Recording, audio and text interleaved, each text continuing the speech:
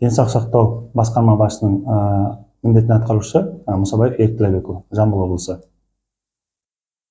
Осы реформа жайлы айтып кетесіз. Фтизиопульмонология саласында 2025 жылы реформа жоспарлаған болатын денсаулық сақтау министрлігі. Бұл енді реформа бұрыннан өздеріңіз түсінетіндей келіп келе жатыр. Әзірге таңда туберкулез аурушаңдығы көрсеткіштері жылдан жылға азайып бара жатыр. Мынау заманауи скрининг тест дейміз ғой, флюорографияның дамуының арқасында және басқа да диагностика арқасында әзірге таңда запущенный форма уже жіберіп қойған туберкулез аурушаңдығы әзірге таңда көп емес. Сондықтан аурушаңдық көп кездеспейді. Аурушаңдық табылған кезде міндетті түрде және туыс бауырлардың қарым-қатынастағылар барлығы учетқа алып тексеріліп шығады. Және мынау мектептегі де мынау дошкольный образованиядағылар барлығы сол тез ерте анықтау мақсатында аурушаңдықты 5-6 жылда 2 есе 3 есе уже түсіп бердік десек болады. Республика бойынша, енді республика деңгей көлемінде. Сол себептен әзірге таңда денсаулық сақтау министрлігімен және Жамбыл облыстық әкімшілігі және Жамбыл облыстық денсаулық сақтау басқармасы бізге реформа ретінде басқа да стационарлық емді басқа аудан облыстарға ауыстыру мәселесін қарастырылған болатын. Ол біздегі есемені мысал келтіретін болсақ, запущенный форма туберкулезі ем ашық форма, ашық түрдегі туберкулез ем алатын науқас табылып жатса, біз ол түрде порталмен, направлениясымен Түркістан облысына жібереміз. Бұл жерде науқастарға барлығы стационарлық ем қарастырылған. Және бізде Жамбыл облысымыздағы өзіміздің туберкулездің службамыз диагностика жағынан ары қарай да жалғасын табы береді. Ол жерде ешқандай өзгеріс болмайды. Біздің спеццентр бар, сондай сияқты форматта жұмыс істей береді. Аурушаңдықты тез арада табу мәселесімен, ем мекемелерімен жұмыс істеу, осы туберкулезді азайту мәселесімен диагностика жағынан және жоспарлы түрде іздеу, жоспарлы түрде анықтау мәселесін ары қарай да жалғастыра береді. Тек қана бұл жерде стационарлық ем ғана қысқартылады. Стационарлық емді айтып түсіндіру керек, что әзірге таңда Қазақстанда жылдан жылға туберкулезбен ашық түрде және стационарлық ем қажеттілік науқастар азайып бара жатқандықтан бізге стационарлық ем қысқартылып жатыр. Бұл жерде енді науқастар ешқандай қысым көрілмейді. Бағана айтқандай міндетті түрде басқа облысымызға жіберіледі, ешқандай құқықтары бұзылмайды.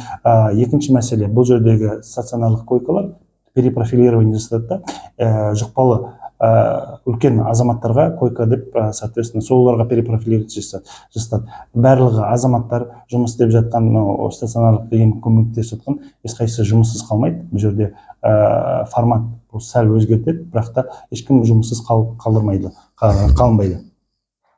Стационар туберкулездік науқасқа жабылады. Туберкулездік науқас ашық түрде, туберкулездік тек қана бір 10 шақты азаматымызға как экстренный ретінде қалдырамыз, ол қарастырылған.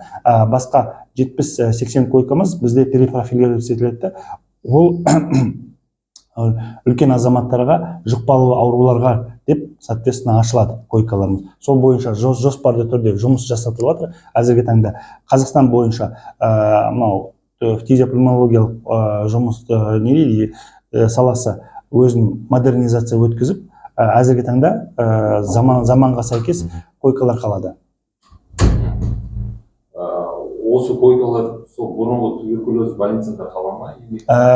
Олар бұрынғы туберкулез койкасында қалады, бірақ та олар туберкулез науқастармен уже жұмыс істемейді. Туберкулез науқастармен бізде экстренно бір 10 койкадай ма, как реанимационный койкалар қарастырылады оның ішінде, бірақ та олар бөлек жататын болады. Соны біз әзірге таңда департамент санэпидконтроля, областной акиматпен және ФСМС-пен жұмыс істеп жатыр. Бұны енді өзіңіз түсінетіндей бір күндік жұмыс емес, жоспарлы түрде, жоспарға сәйкес қойып қойғанбыз. Бізде есе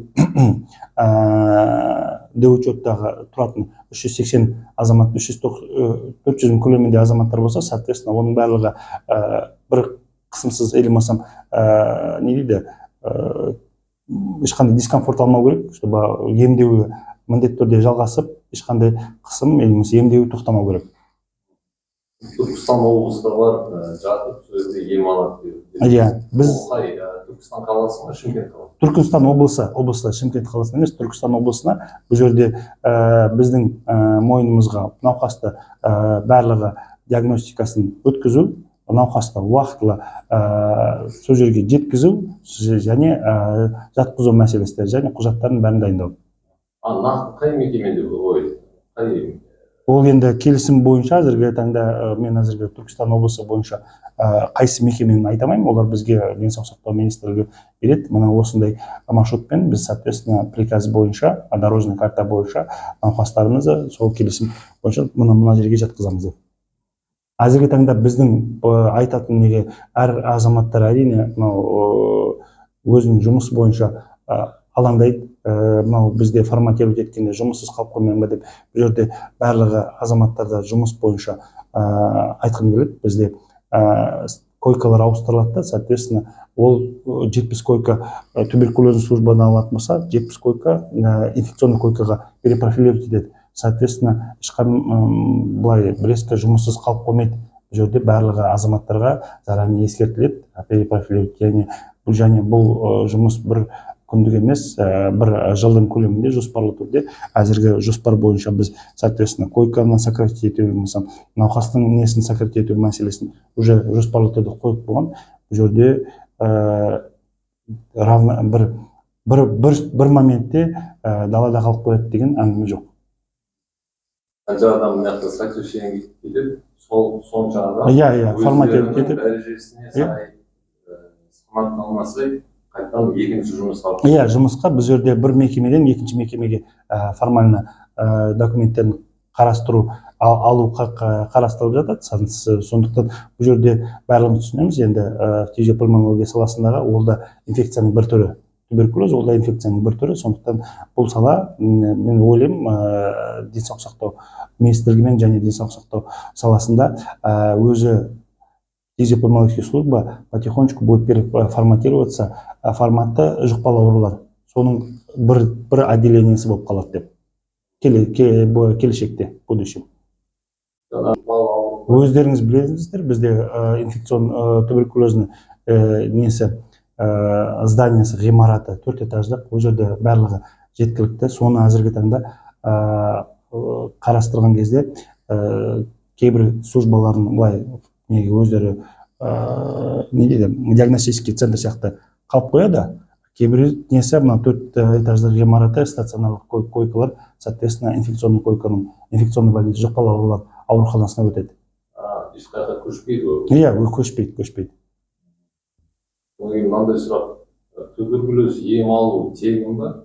Әрине, өзіңіз білесіздер, бізде денсаулық сақтау министрлігімен социальный аурулар бар, социалдық аурулар. Оның ішінде туберкулез бар, коронавирус бар, спид бар, соның барлығы, онкология бар, соның барлығы зерделеу, емдеу және санаторно-курортное лечение ол тегін жерде, ГОБНП-ға. Мысалға, егер науқастың страховкасы болмаса, нет страховкасы, ол туберкулезбен ауыратын болса, ол кісі направление алып ем алады? Әрине, бұл жерде мен айтып отырмын, бағанағы форматтың өзі, ГОБНП дейді ғой, государственный объем бесплатной медицинской помощи. Соның барлығы туберкулез азаматтарға туберкулез диагнозы қойылған екен, уже тегін болып қарастырылады. Сондықтан өз құқығынан, если біреу дұрыс емес түсінбей жатса, или медицина жұмыскері дұрыс түсінбей, бір страховка жоқ деп айтып жатса, бұл жерде айтуға болады, міндетті түрде, или КМФД-ға, или басшысына шақыртып, менің диагнозым туберкулез, ол туберкулез әлеуметтік ауруға жатады, әлеуметтік ауру бізде, соответственно, ГОБНП-мен төленеді. Тегін. Азаматтарымызға тегін. Қазақстан азаматтарына.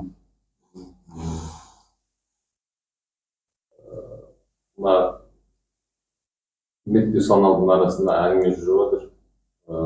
Алматыда фтизиопульмонологический центрге ауыстырады. Бұл жерде қарастыруы керек. Бұл жерде әзірге таңда стационар бойынша, Түркістан облысы бойынша, бізге Түркістан жақын, Түркістанға науқас жіберіледі. Алматыға бізде республиканский центріміз бар. Ол жаққа андай, когда нужно будет профессорский или басқа да бір ауыр жағдайда ол жаққа да жіберуіміз мүмкін. Сондықтан бұл жерде основной моменттеріміз, көп науқасымыз Түркістан облысына, Алматыға жіберілетін тек қана 1-2 случай, когда надо будет верифицировать, или там какой-то тяжелый случай, ауыр жағдай или басқа да сол кезде уже республикалық орталыққа жіберілетін.